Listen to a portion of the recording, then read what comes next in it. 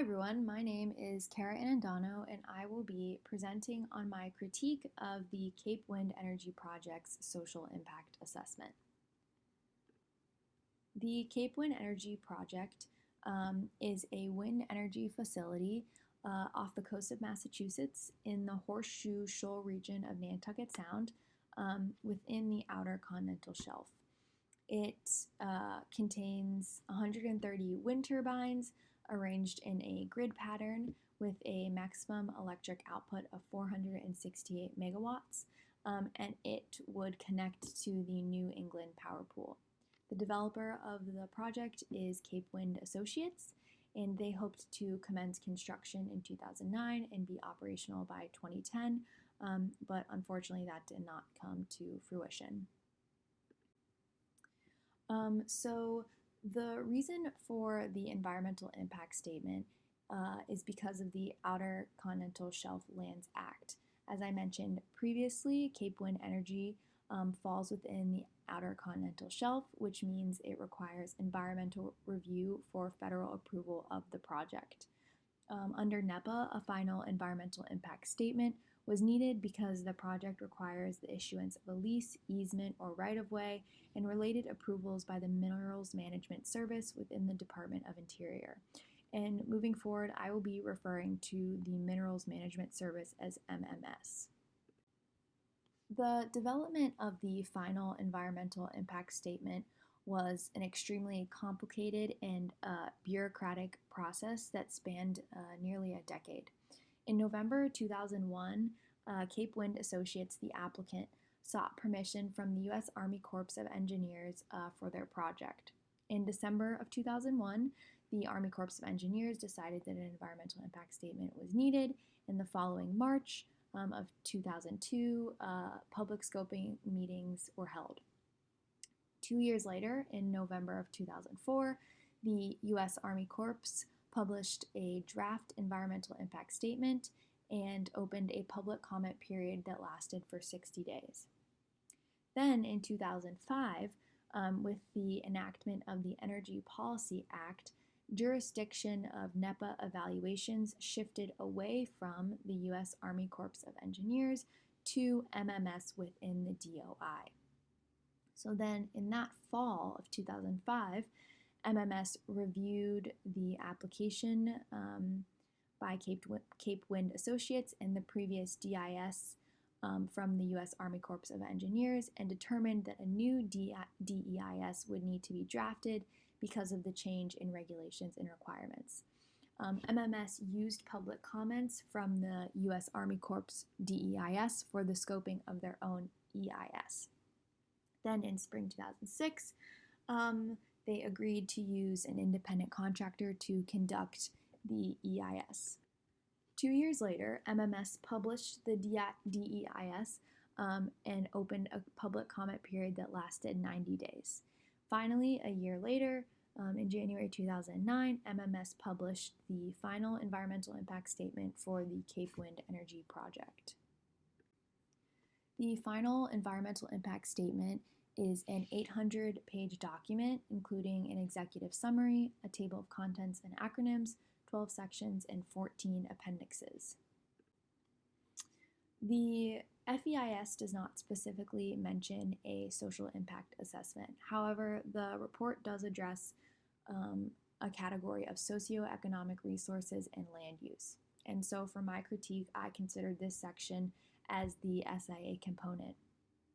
In their words, it refers to the analysis of demography, employment and regional income, land use, visual and infrastructure, fisheries, tourism and recreation, sociocultural systems, and environmental justice.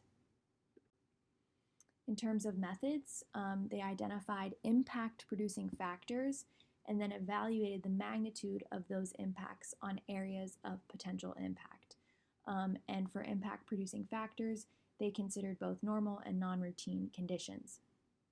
Impacts of each factor were evaluated against a baseline using a variety of primary and secondary data, generating an overall impact level. And those overall impact levels were characterized as negligible, minor, moderate, or major. The results of the SIA for Cape Wind Energy show that the overall adverse impacts of the project are predicted to be few and minor. Actually, the proposed action would create jobs and require the purchase of goods and services which could benefit the local and regional economics. And although the predicted impacts are considered to be few and minor, the report also did include mitigation recommendations for those impacts. Moving on to my critique of the SIA, I'm going to be breaking it down into various components, with the first component being the assessor. In the report, there was no record of an assessor within the document. And MMS and Cape Wind Associates agreed that an independent contractor would conduct the assessment, but no such contractor is formally mentioned. The only person mentioned is James F. Bennett, who is the chief of the branch of environmental assessment in MMS, which would not qualify him as independent for obvious reasons. Moving on to data collection, the SIA did utilize a variety of data sources. For secondary data, they looked at U.S. Census data, official transcripts of public hearings, etc. And for primary data, they utilized community surveys. They not only collected data to gauge future impacts, but to also determine a baseline of the pre-existing environment in the region of impact. I felt that the variables selected were appropriate and sufficient as they covered a wide array of social impacts. For the comparative analysis of the SIA, it was extremely limited. It only reviewed monitoring results from a study on 2 wind farms in Denmark, and the study covered mostly environmental impacts rather than social. The differences between sites were noted, but the specifics of those differences, such as socioeconomic factors, were really not discussed. And most importantly, there was no control study. So in the comparative analysis, they were really only looking at communities that had implemented offshore wind farms, but they had nothing to compare it to without having a control study. The public participation and involvement for the SIA was very strong. They utilized a variety of local entities in their data collection process.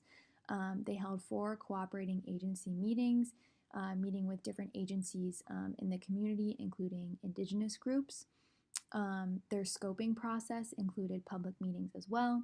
And for their draft environmental impact statements, all 2 of them, they held public comment periods. And within those periods, they received 42,000 comments, which indicates a high level of public participation. Moving on to social impacts, the identified social impacts in the SIA appear reasonable and appropriate. For every category of impacts within the SIA, the category is broken down into subcategories, and each subcategory is then given its own impact rating. Then the overall impact rating is given at the conclusion of each category. And I really appreciated this form of organization because it made it really easy to follow how the impacts were being rated, and then cumulatively how they were being tallied to generate an overall impact rating. Additionally, each rating was supported with data points from relevant data sources, and the specific numbers used to generate the impact predictions were written out in the explanations. There was also a range of impact scenarios offered. 6 alternatives total were evaluated, 2 geographic alternatives, 3 design alternatives, and the no action alternatives. I felt that all categories within the SIA were given equal attention. Zooming out, examining the entire environmental impact statement, it does give more attention to the environmental components of the assessment rather than the social, but that does make sense because the project is in the ocean and not on land. So the impacts that are occurring on land are really secondary, and the most acute impacts are occurring in the ocean and in that ecosystem that is more of an environmental piece of things. The mitigation and monitoring strategies presented appear reasonable and appropriate. In line with my previous statement, the bulk of strategies are related to the environmental components of the assessment, but there are mitigation monitoring strategies presented for two of the SIA categories. And these strategies are clear, achievable, and they really do address the concerns of the public. In terms of the 6 U.S. principles for social impact assessment, the Cape Wind Energy SIA met nearly all the principles.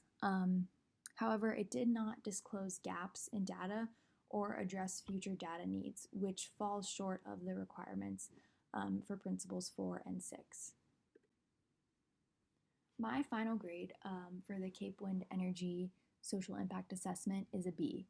It includes a variety of perspectives through extensive public involvement and commentary. This leads to an assessment that analyzes key social and cultural issues, and those typically excluded from decision-making processes, such as Indigenous people, are substantially included in the assessment. In addition to key social and cultural issues being identified, they are thoroughly analyzed through a range of data points derived from primary and secondary data. In addition, there are mitigation and monitoring strategies that are reasonable and attainable. However, the SIA does not adequately disclose information on the assessor, which should be easily accessed by readers. There's also a limited comparative analysis, and the SIA does not address data gaps nor future data needs. And for those reasons, I ranked it as a B rather than an A. And here is just a list of some of the resources I utilized for my critique. And thank you for listening to my presentation.